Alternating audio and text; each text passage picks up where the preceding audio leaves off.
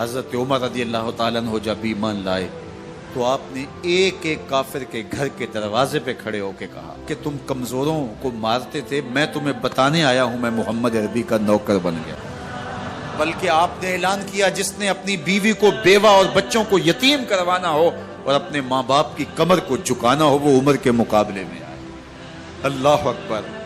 زنیرہ نامی ایک خاتون تھی، بہت کمزور، راوی کہتا ہے کہ اس کی ہڈیوں میں گودا نہیں تھا، عشق رسول تھا، اور اس کا ظالم آقا اس کو مارتا ہے، اور جب مار مار کے تھک جاتا ہے ادھر سے عمر آ رہے ہیں، یہ اسلام لانے کی پہلے کی کہانی ہے، ادھر سے عمر آ رہے ہیں تو اس نے کہا عمر تم جوان آدمی ہو تو یہ چھوڑتی نہیں ہے اپنے نبی کا نام، ذرا تم آؤ۔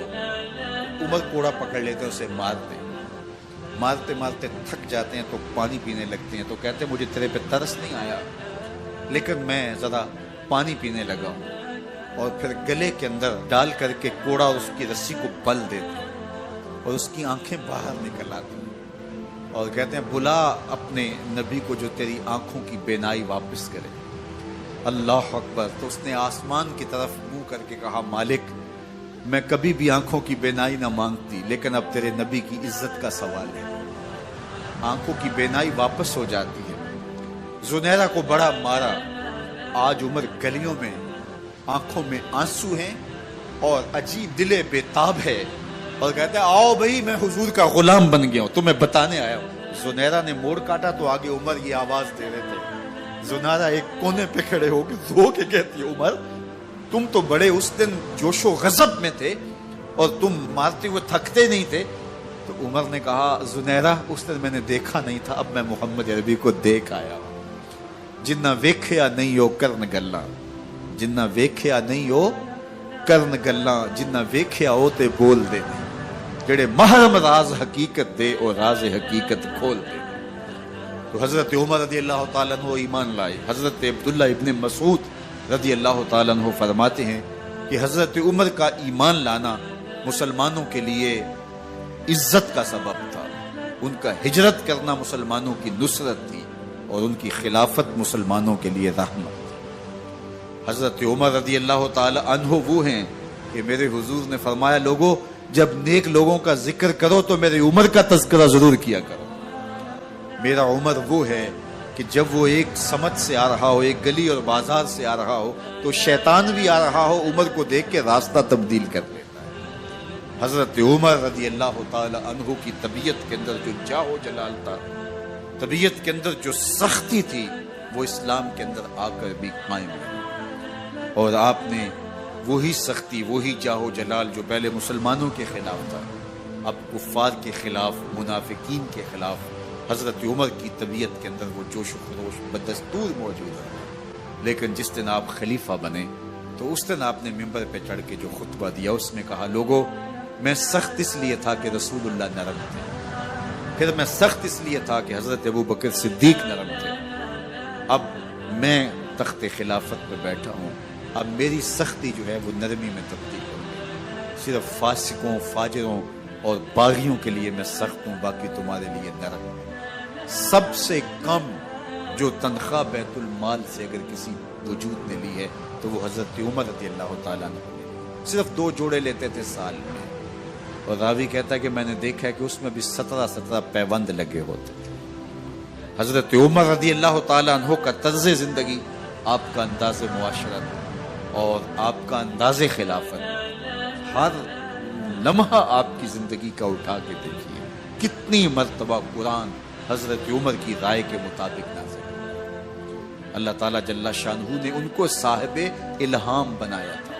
ہر امت میں کوئی صاحب الہام ہوتا ہے، حضور کی امت کا صاحب الہام حضرت عمر رضی اللہ تعالیٰ، اور آقا کریم نے انہیں اپنا وزیر قرار دیا، فرمایا میرے 2 وزیر آسمانوں میں ہیں، 2 وزیر زمینوں میں ہیں، آسمانوں کے وزیر جبرائیل اور میکائیل ہیں اور زمین کے وزیر ابو بکر اور عمر رضی اللہ تعالی عنہما۔ ایک دن حضرت عمر بیٹھ کے رو رہے تھے تو کسی نے کہا حضرت رو کیوں رہے ہیں؟ فرمایا کہ میں اس لیے رو رہا ہوں کہ فلاں پل سے بکریاں گزری ہیں تو پل کے اندر شکستگی تھی، ٹوٹا ہوا تھا پل درمیان میں، اس میں ایک بکری کی ٹانگ ٹوٹ گئی ہے، تو میں ڈرتا ہوں کہ میرا رب یہ نہ پوچھے کہ عمر تو نے پل صحیح تعمیر نہیں کروائے تھے کہ ایک بکری کی ٹانگ کیوں ٹوٹی ہے۔ یہ ہیں حضرت عمر رضی اللہ تعالی عنہ۔ اللہ اکبر۔ تو اللہ تعالیٰ جل شانہ نے حضرت سیدنا عمر بن خطاب رضی اللہ تعالیٰ عنہ سے جو کام لیا، مختصر دور خلافت کے اندر 10 سال 6 ماہ 4 دن آپ نے خلافت فرمائی ہے، لیکن کہاں سے چلے اور یہاں مکران تک، بلوچستان کا حصہ ہے، یہاں تک آپ کے سلطنت کی حدود وسیع ہوئی، ادھر آرمینیا تک جا پہنچے، حمص فتح کیا، قادسیہ، یرموک۔ آپ ذرا دیکھیے کہ کہاں تک آپ کی فوجوں کے گھوڑے دوڑتے رہے، اور اللہ تعالیٰ جل شانہ نے ان کو جو توانائی، عدل و انصاف کی قوت عطا فرمائی۔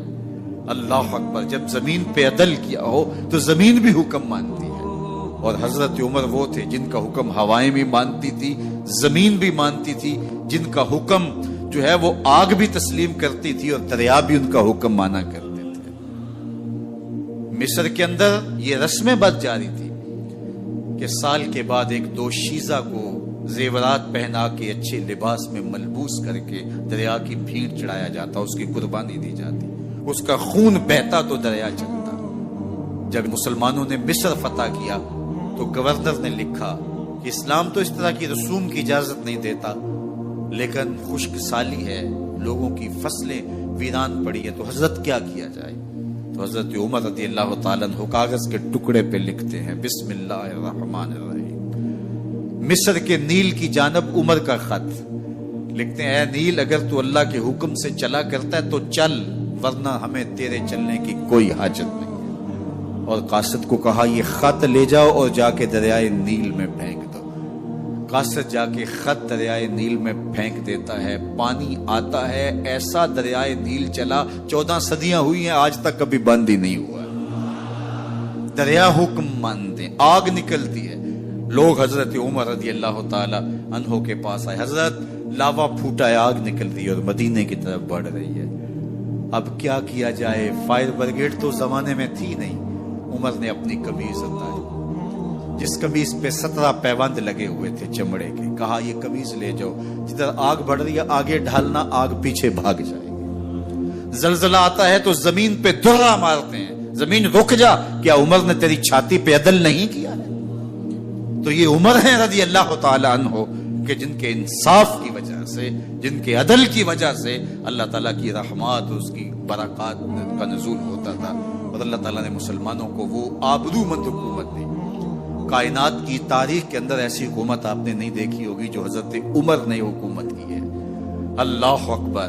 فرمایا فرات کے کنارے پہ ایک کتا بھی پیاسا مر گیا تو اس کا حساب بھی عمر سے ہوگا۔ باہر سے سفیر آتا ہے اور آ کے پوچھتا ہے کہ میں امیر المومنین کے، مسلمانوں کے حکمران کے محل میں جانا ہے، تو مسکرا کے کہتے ہیں ہمارے امیر کا تو کوئی محل نہیں ہے۔ کہا کہاں ہے تمہارا امیر؟ کہا مسجد نبوی میں ہوگا یا بیت المال کی اونٹوں کی دیکھ بھال میں لگا ہوگا۔ وہ جب گئے تو مسجد میں نہیں ہے، اللہ اکبر، وہاں گئے تو وہاں بھی نہیں ہے۔ پھر کیا دیکھتے ہیں کہ عمر رضی اللہ تعالی عنہ جنت البقیع کے پاس ایک درخت کے نیچے اینٹ کا سرانہ رکھ کے سوئے ہوئے، تو اس نے کہا عمر تو نے عدل کیا ہے، تجھے کچی اینٹ پہ بھی نیند آ گئی۔ ہمارے حکمرانوں نے انصاف نہیں کیا اور وہ بند اور محفوظ کمروں کے اندر بھی سکون اور چین کی نیند نہیں سو سکتے۔ حضرت سیدنا عمر رضی اللہ تعالیٰ عنہ نے اس طرح ان امور سلطنت نبھائے۔ آپ دن کو لوگوں کی دیکھ بھالی کرتے، لوگوں کی ضروریات سنتے سمجھتے، اور جب رات پڑتی لوگ سو جاتے، عمر مدینے کی گلیوں میں پہرا دیتے۔ کائنات نے کوئی ایسا بھی حکمران دیکھا ہوگا؟ اللہ اکبر۔ وہ مجاہد جو مختلف محاذات پہ گئے ہوئے ہوتے، ان کے گھروں کی دیکھ بھالی کرتے، ان کی ضروریات کا خیال رکھتے، ان کی آبرو کا پہرا دیتے۔ راتوں کی تنہائیوں کے اندر حضرت عمر اٹھتے اور جا کے گشت کرتے، چکر لگاتے، دیکھتے کوئی آنکھ پر نم نہ ہو، مفلسی کا کسی گھر میں ماتم نہ ہو۔